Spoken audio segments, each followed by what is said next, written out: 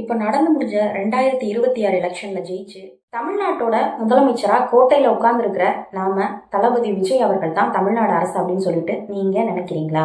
ஒருவேளை நீங்க ஆமா அப்படின்னு நினைச்சீங்கன்னா உங்களை விட பெரிய தப்பை யாருமே பண்ணவும் முடியாது. ஏன்னா விஜய் சார் இங்க அரசே கிடையாது. அப்புறம் யாருதான் இங்க ரியல் பவர்ல இருக்காங்க? அரசுனா என்ன, அரசாங்கம்னா என்ன? இன்னைக்கு இந்த வீடியோவில் இதை பற்றி தான் ரொம்ப கிறிஸ்பாகவும் ரொம்ப இன்ட்ரெஸ்டிங்காகவும் பார்க்க போகிறோம். இதை ரொம்ப சிம்பிளாக புரிஞ்சுக்க நாம் சென்னை சூப்பர் கிங்ஸ் அதாவது சிஎஸ்கே டீமை வச்சு பார்க்கலாம். சிஎஸ்கே அப்படிங்கிற அந்த ஒட்டுமொத்த டீம் தான் அரசு. ஆனால் அந்த டீமை மேனேஜ் பண்ணுற அதாவது வழிநடத்தக்கூடிய கேப்டன் இருக்காங்கல்ல, அதாவது கோச், அவங்கள பார்த்தீங்கன்னா அவங்க தான் அரசாங்கம். தோனி போயிட்டு ருத்ராஜ் வரலாம், நாளைக்கு வேற ஒருத்தர் கூட கேப்டனா வரலாம். ஆனா சிஎஸ்கே டீம் அப்படிங்கிறது எப்பவுமே மாறாது, அது அப்படியே தான் இருக்கும். அதை இன்னும் ஆழமா புரிஞ்சுக்க ஒரு குட்டி கதையை நான் சொல்றேன், கேளுங்க. தமிழ்நாடு கார்பரேஷன் அப்படிங்கிற ஒரு பிரம்மாண்டமான சாஃப்ட்வேர் கம்பெனி இருக்குன்னு வச்சுப்போம். இந்த கம்பெனிக்குன்னு ஒரு பெரிய பில்டிங் இருக்கும், ஆபீஸு, ஒரு பார்டரு, இதெல்லாம் இருக்கும். இந்த கம்பெனியில வேலை செய்யறதுக்கு 8 கோடி ஊழியர்கள் இருக்கிறாங்க. இந்த கம்பெனி, இந்த பில்டிங், இந்த பார்டர், இந்த 8 கோடி ஊழியர்கள், இவங்க எல்லாரும் சேர்ந்த ஒரு ஒட்டு மொத்தமான பிரம்மாண்டமான கட்டமைப்பு இருக்கு பாத்தீங்களா, அதுக்கு பேரு தான் அரசு. தமிழ்நாட்டிலேயே கம்பெனியை தினசரி மேனேஜ் பண்றதுக்கும் யாருக்கு என்ன ப்ராஜெக்ட் கொடுக்கணும், ஆஃபீஸை எப்படி நடத்தணும் அப்படின்னு சொல்லிட்டு முடிவெடுக்கிறதுக்கும் ஒரு மேனேஜ்மெண்ட் கமிட்டி வேணும்ல. அதுக்கு தான் ஒரு சிஇஓ அப்புறம் மேனேஜர்ஸ் டீமை 5 வருஷத்துக்கு ஒரு தடவை நாம் எலெக்ஷன் வச்சு அதில் செலக்ட் பண்ணுறோம். அந்த மேனேஜ்மெண்ட் டீம் தான் அரசாங்கம். இப்போதான் நம்ம கதையோட ரியல் ட்விஸ்டுக்கே வரப்போறோம். 2021 இருந்து 2026 வரைக்கும் மு.க. ஸ்டாலின் அவர்களோட தலைமையில திமுக தான் ஆட்சியில இருந்துச்சு. அதுக்கு முன்னாடி அதிமுக ஆட்சியில இருந்துச்சு. அப்போ அவங்க தான் அந்த கம்பெனியை நடத்தின மேனேஜ்மெண்ட் டீம், அதாவது அரசாங்கம். ஆனா இப்போ நடந்த எலெக்ஷன்ல கம்பெனியோட ரியல் ஓனர்ஸ் அதாவது தமிழ்நாட்டு மக்களாகிய நாம என்ன பண்ணோம் அப்படின்னா, பழைய மேனேஜ்மெண்ட் டீம் போதும், புதுசா ஒருத்தர்கிட்ட பொறுப்பு கொடுப்போம்னு ஓட்டு போட்டு தளபதி விஜய் அவர்களோட தமிழக வெற்றி கழகத்தை ஜெயிக்க வச்சு அவரை முதலமைச்சர் நாற்காலியில உட்கார வச்சிருக்கோம்.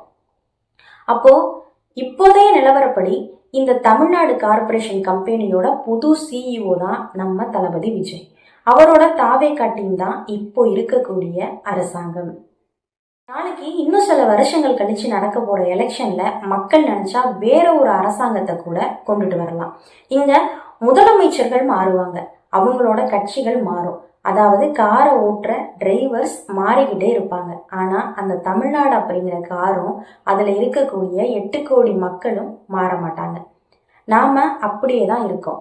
அந்த மாறாம நிரந்தரமா இருக்கக்கூடிய அந்த கட்டமைப்புக்கு பேரு தான் அரசு. மாறிக்கிட்டே இருக்கக்கூடிய தளபதி விஜய், திமுக, இந்த மாதிரியான டீம் எல்லாமே அரசாங்கம். சரி, இந்த கம்பெனி கதையை வச்சு அரசுக்கும் அரசாங்கத்துக்கும் இருக்கிற வித்தியாசத்தை 3 பாயிண்ட்ல நச்சுன்னு பார்த்துடலாம். முதலாவதா, அரசு அப்படிங்கிறது நிரந்தரமானது, ஆனா அரசாங்கம் அப்படிங்கிறது தற்காலிகமானது.